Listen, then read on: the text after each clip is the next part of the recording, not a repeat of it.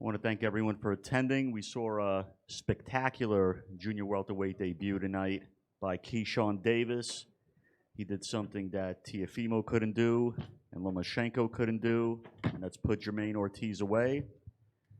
He made good on his promise of getting a knockout win in his debut at 140 to cement his status as a top player in the division, and I'm going to turn it over to Keyashan. Well, first things first, all glory to God. Jesus Christ for giving me this win. It's been a long time coming, man. From my last fight all the way to tonight, man. There was a lot of twists and turns and up and downs and nights where I just didn't even want to do this anymore. And y'all don't know the half of like how I even got here tonight just to perform. And how I got that knockout is crazy because I always dreamed to get like a 12-round knockout, like 12 round. Like that was always my dream. So like to do it in an opponent like Jermaine Ortiz on my return in front of 20,000 fans, that's God, bro. That's God. I feel like he turned my whole career around.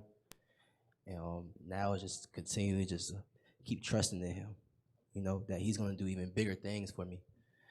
And I'm here, man. I'm back, and I'm better, just like I promised y'all. Also, I promised y'all a knockout, and I got y'all that. And also, I want y'all to give me more credit.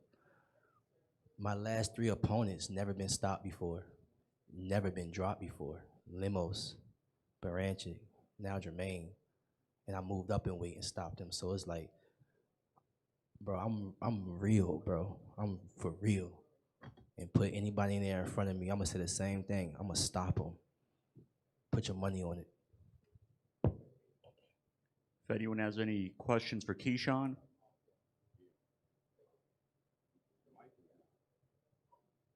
Does somebody have a mic or?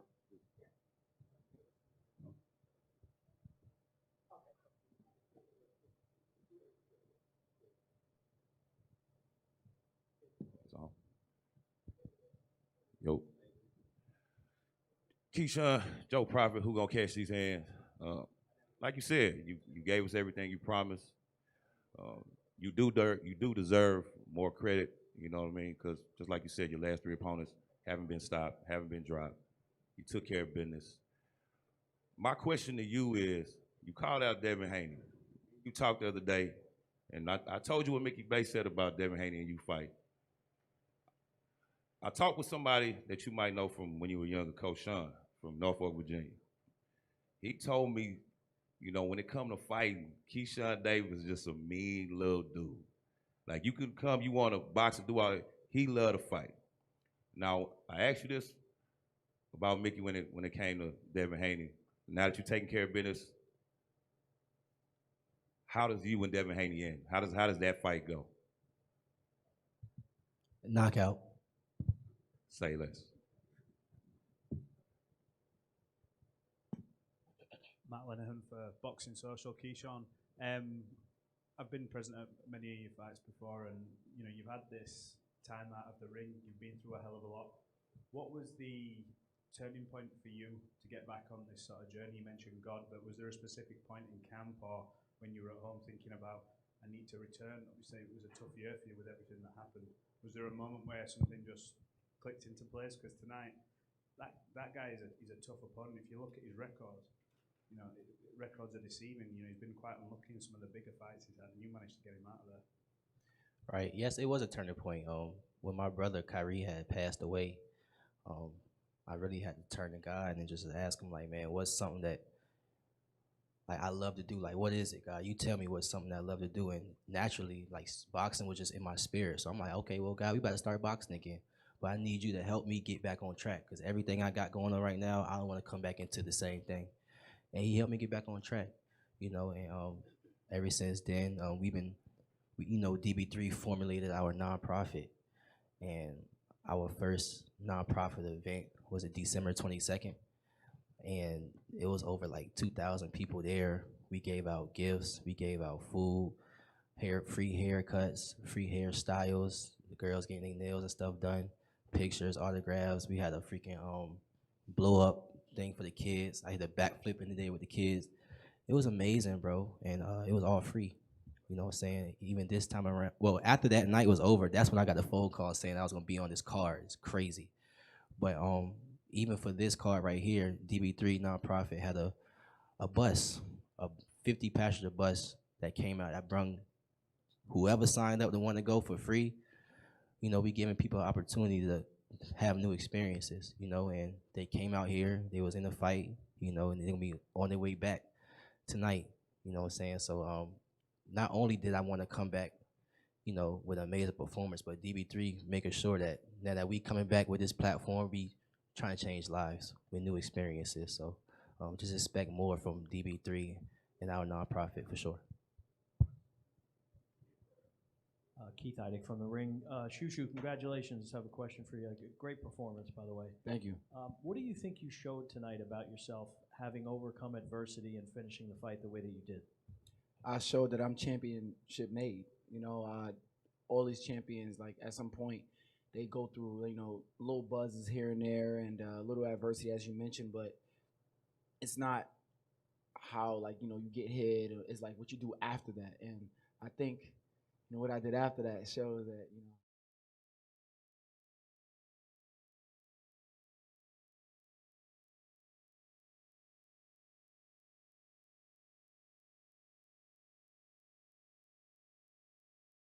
I've been wanting to fight, you know, the winner of that. Well, particularly, like, you know, like you said, Nick Ball, for about almost a little over a year at this point. And I feel like at this moment, this is the perfect time for us to unify. You know, I got the belt now. You know, we sent out offers, they declined offers, but now I think that we have a little more incentive to, you know, push that fight to make it happen. And you know, it's gonna be something sweet when I become unified world champ. I just have a question for Keyashan as well. Keyashan, you feel this is a one and done type of thing at 140 for yourself, or is that only for the Haney fight that you want to move up? No, me and Eddie Hearns was having conversations also about Lewis Crocker. You know what I'm saying? I would love to go to the UK and fight him in the UK, main event, of course. And I would love to fight Lewis Crocker as well, you know what I'm saying? So it's not just for Devin Haney, but he is on my hit list. Do you think you'll fight again at 140? Yeah, for sure. You know, Dalton Smith is there too. And I just, you know, he cool. He just dapped me up, told me congratulations. He a good dude, you know what I'm saying? But he got that strap that I want, you know what I'm saying? And I'll fight Dalton Smith in the UK too. And I just want to say, Bruce Shushu Carrington, he made the fairy tale dream come true tonight. I've been covering this kid since he's been 8 years old. So it's almost like going full circle to be there in the ring, strapping him up with his first world title at Madison Square Garden in New York. And he ended the fight in no better dramatic fashion that you could end the fight to pull the fairy tale dream off. And yeah, early contender for knockout of the year. And I'll turn it back over to questions for both Shushu and Keyashan. Hi, I have a question for Keyashan, Adam Abramowitz, Saturday Night Boxing and Ring Magazine. Keyashan, I know you had some changes with your camp. What was the real focus for this game plan in terms of getting ready for Ortiz, and what was kind of the overall theme going to this training camp with the switches? God. I was praying, I was writing, and I just had to listen. Like, who you want around me? God, you want me to fight, so who do you want to be around me as I keep going up? Because I'm going to go up. You know, so our main focus as a team was God. We prayed together. We went to church together. We prayed like 3 times a day. You know what I'm saying? As y'all heard Shakur say, I prayed with him this morning. Like, I don't play about God. You know what I'm saying? So that's my main focus, and that's always going to be my main focus. Andres Gomez, Cornerman Boxing. My question is for Shushu. Champ, congratulations on your championship. Thank you. It came by way of a Brownsville-like combination. How important was that for your confidence, for your brand, to not just win the world title, but win it in that fashion, that type of highlight reel in front of your crowd? I ain't gonna lie to you, like, I'm not even here right now. Like, this is so surreal to me. It hasn't really hit me yet, but for it to happen like that, it's just, I don't know. It's definitely a statement made. You know what I mean? It's definitely a statement made to whoever got their eyes on me, to whoever doubted me, to whoever want to fight, like yeah, like y'all know how I'm coming. You know what I mean? So I'm just really happy that everything is just coming to fruition because y'all have no idea. Like I really was gonna walk away from the sport at some point when I was an amateur, and I didn't believe in myself, and then had the passing of my brother, and I just really didn't know what to do, and so many people doubted me, shut me out and was forgetting about me, like, oh shoot, like he'll make it to the finals, but he won't finish the job, he chokes or whatever, you know what I mean? Like all these different rumors and all this stuff that fueled me. That fueled me into the fight I am today. So where it's like, yeah, I will get to the mountaintop. I'm gonna stay to the end of the mountaintop, and this is just the beginning. I'm not just gonna win the world title and then that's it. Like no, I believe that I am great, and in order to be great, you got to keep being great again and again and again. And I'm gonna keep being great again and again and again.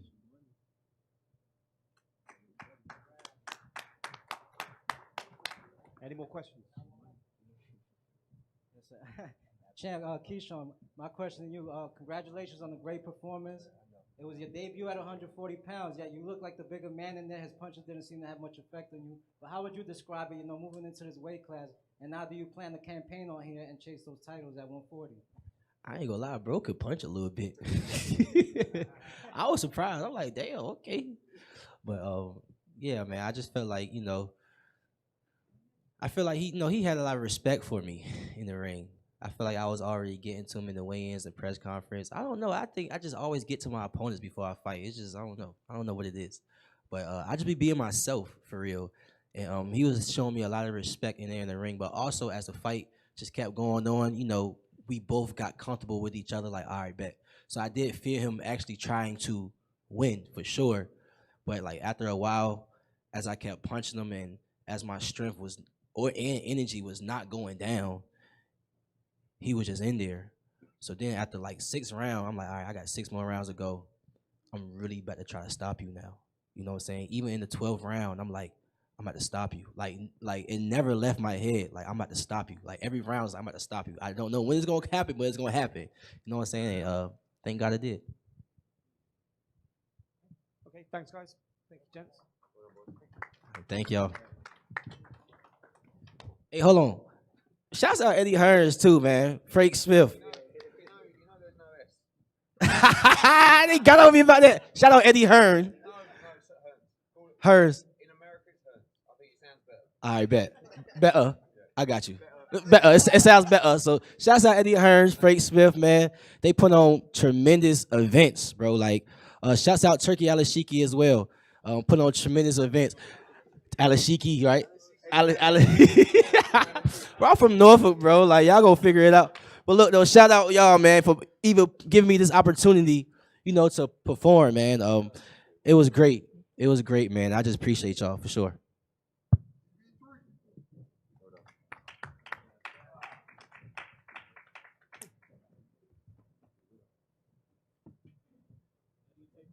Yeah, I will do, yeah.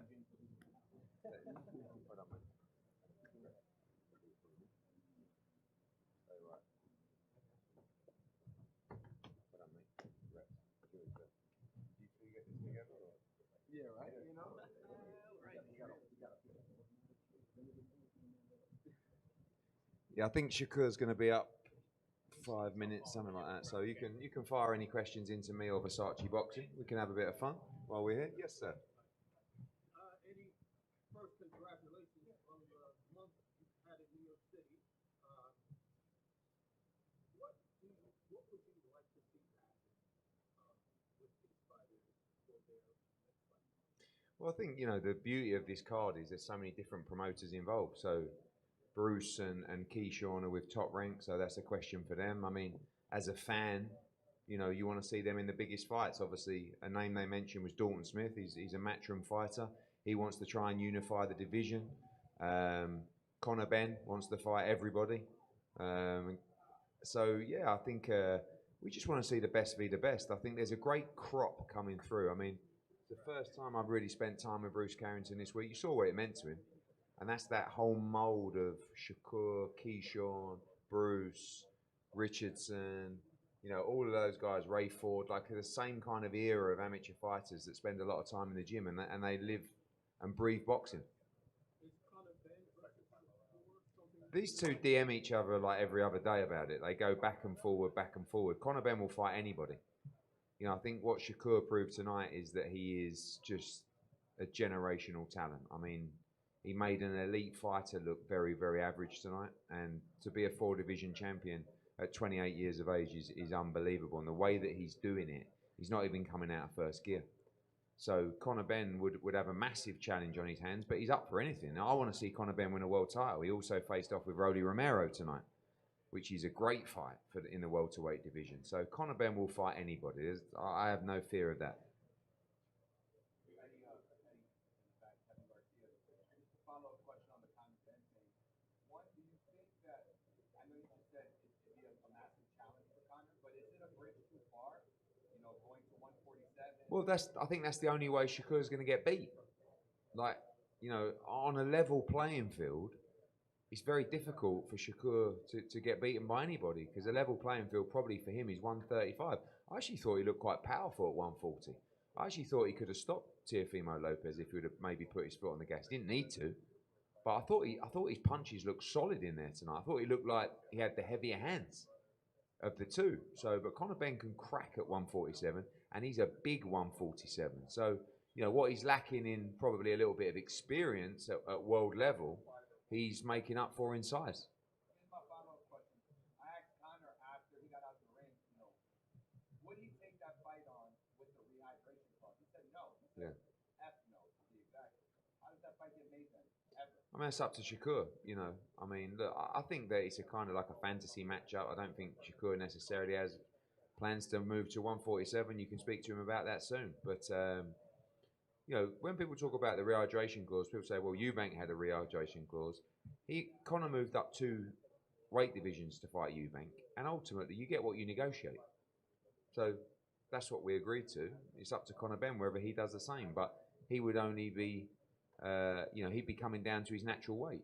So, and Shakur now would be coming up 1 division. Last question. Do you want to see that fight?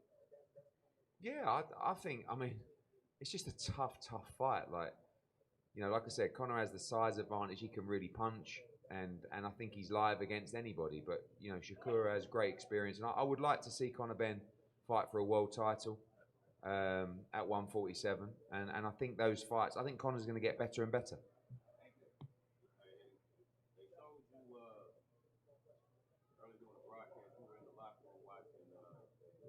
Yeah, massive win. And I'm looking at you, and I'm like, it had to be, because you look very excited, you know, when you won the title, but in my mind, I'm thinking that had to be kind of bittersweet for you, because what does that really mean for Josh Kelly? You know, you got the guy Booth, who's kind of hungry at 54, they set it up, you know, and making the Yeah, no, look, I mean, we have an agreement with Josh Kelly to fight Boots, but we're trying to make the Virgil Ortiz fight. And that was a massive win for British boxing tonight, unexpected. And here comes the champ. Round of applause, ladies and gentlemen. As we said, 28 years of age, 4-division world champion. And that was a phenomenal performance tonight, Shakur. Well done. Appreciate you, Eddie. Firstly, before we open the floor to you guys, just a few words from yourself on the fight and a historic moment. All glory to God. It was an amazing night. I put the work in. I stayed disciplined throughout my camp. I was in tremendous shape. And T.O., he's a hell of a fighter, but I was the better man tonight. Guys, just raise your hands, please, and the microphone will be brought to you. Thank you. Shakur, congratulations, man. Great performance, obviously. Did you feel at some point that you demoralized him and he was just kind of trying to get to the finish line? Yeah, I definitely did. I feel like he's a fighter, so he tried to fight back. But, yeah, I picked him apart. In the second round, I want to say that I told my corner, I said, I'm stronger than he is. Did you feel like you hurt him at any point in the fight? Yeah, for sure. I hurt him a couple of times. My jab, my left hand to the body, my left hand up top. I put on a great show tonight. Obviously, a great performance against your best opponent. Any disappointment that you didn't stop him? Because you said even during the fight you wanted to stop him. No, it's no disappointment. It's boxing at the end of the day. I seen him go out there, and when I was about to stop him, he started fighting back a little bit. So, respect to him. He's a sharp fighter. He got a lot of knowledge, and he did what he did to survive. Got a question from the Norfolk recorder in Virginia, down there at the front. Did you think you was really gonna beat him up that way? Yes, yes. I've been told you this. I told you this a minute ago. I said he's not on my level, and I proved it tonight. And shout out to you, bro. Shout out to you, bro. You're a hell of a fighter. I'm proud of you. I'm glad that you went in there and did what you were supposed to do. You dig deep and you did what you were supposed to do, and I'm proud of you, bro.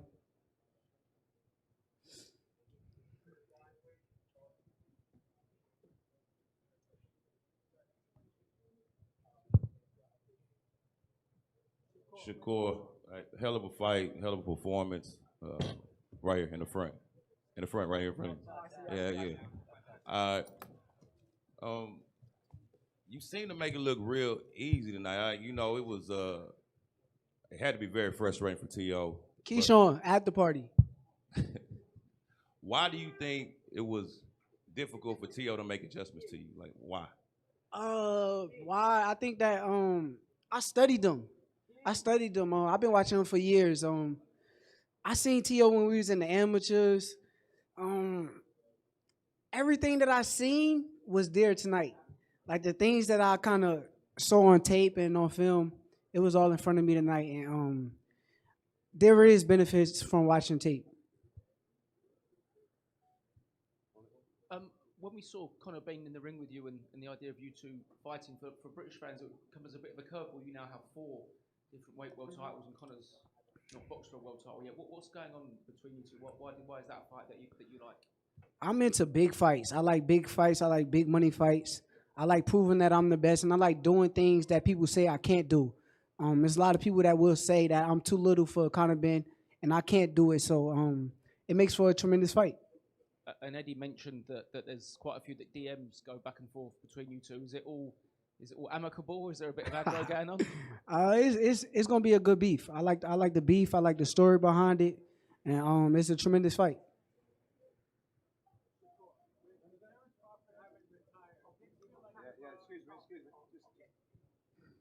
Shakur, Kevin Garcia. I just wanted to follow up on the Conor Ben conversation. I saw him after the fight, and I just asked him. I said, "Hey, would you agree to that rehydration clause?" And he said, "F no." So my question for you is, how does that fight get made then?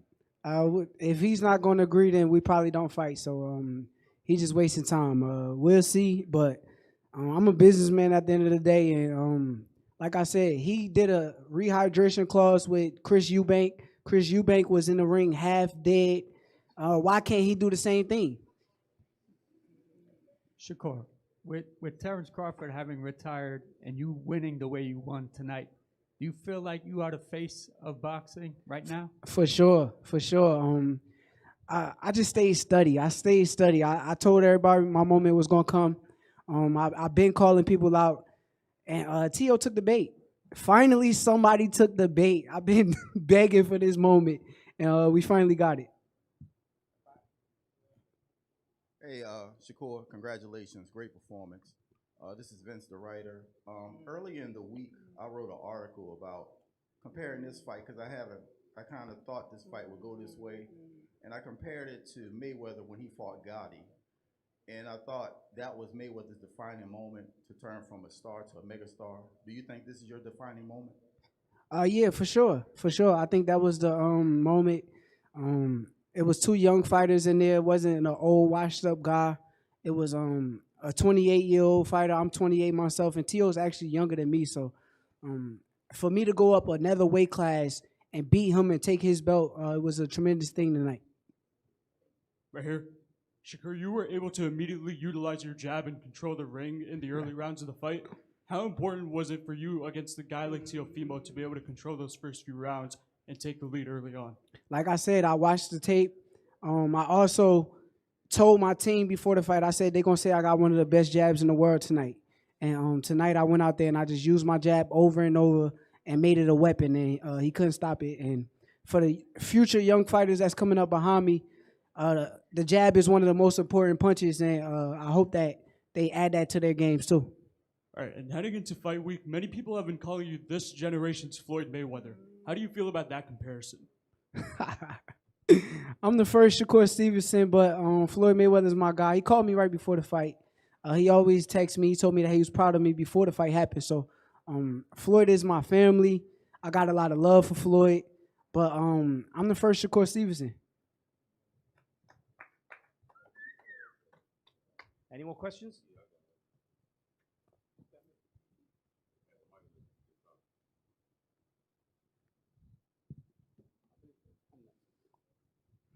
All right, Shakur. So now that you checked off, I guess, a quote-unquote star, a big name. I mean, Valdez was a big name at the time, but Teo is a big name. Now that you checked that off the box, what's really next for Shakur Stevenson? You know what I'm saying? You're the lineal ring champion at 140. You're the champion with 35. You got options. Like, what's up? I can't tell you right now. I got to go back to the drawing board, and I got to get in front of my management team and let them see who is going to bring the biggest money fight, and even the legacy. Somebody that's going to bring a legacy-defining fight, and I think that's what matters next. I have nobody. Nobody. The only person who could bring out the best Shakur Stevenson is me. Okay, two more. Shakur's had a long night. Two more questions. Shakur, I did see Terrence Crawford with a big smile ringside as you were beating up on Teofimo. You know, you have the likes of Andre Ward, Clarissa Shields, Terrence, obviously, and Mayweather backing you up. Do you feel like, you know, at this time, it was almost like a collective win for not just you, but your team as well, after all the, you know, shit-talking that Teofimo did to not just you, but everybody in your team? Yeah, I got the last laugh tonight. Like I said, I appreciate Floyd, Clarissa, Bud, Andre Ward. I'm glad to have these relationships in boxing. I'm glad to be able to call them and pick their brains and get better at my own craft. So shout out to them. Shout out to my guy, Eddie Hearn. He's been supporting me from the jump. He's a real promoter, and he's probably one of the best promoters in boxing. So like I said, I appreciate everybody. Shakur, now you've answered all the real questions and you've made another huge purse. Could you help Jarrell Miller out with a new wig? He took it off tonight, huh? Yeah, I don't know. I don't know about that. Last one. Last one, guys. Thanks. Shakur, it would be a huge fight if you went to the UK. You would, if the Conor Benn fight could be made, if he agreed to the rehydration clause, all those things, you would go there for a stadium fight? I don't never negotiate against myself, so we'll see what happens at the negotiation table, and I'll let my management team handle that. Josh?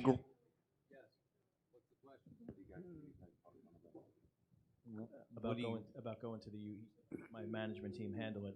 About going to the UK, is that an option for you guys to fight Conor Benn? If the money is right. If the money is right, and he, I mean, the rehydration clause tells you everything you need to know. He's just in there bullshitting and trying to get a headline on his big night. I thought the whole thing was the same kind of clown nonsense that Teofimo did all week. But listen, if the money's right, and His Excellency and Rick and everybody at the ring, look. The one thing about Shakur is, since he's 19 years old, he's been asking for the best fighters in the world. Teofimo was just the first one to say yes, so he'll fight anyone, but it's gotta make sense, not just financially, but he's not gonna put himself at an unnecessary risk. But yeah, to fight at Wembley Stadium, what does it hold? 100,000. He just sold out. You heard the crowd tonight. I think we should give him his respect for selling out Madison Square Garden tonight, and let's relish this first. Big round of applause for Shakur Stevenson.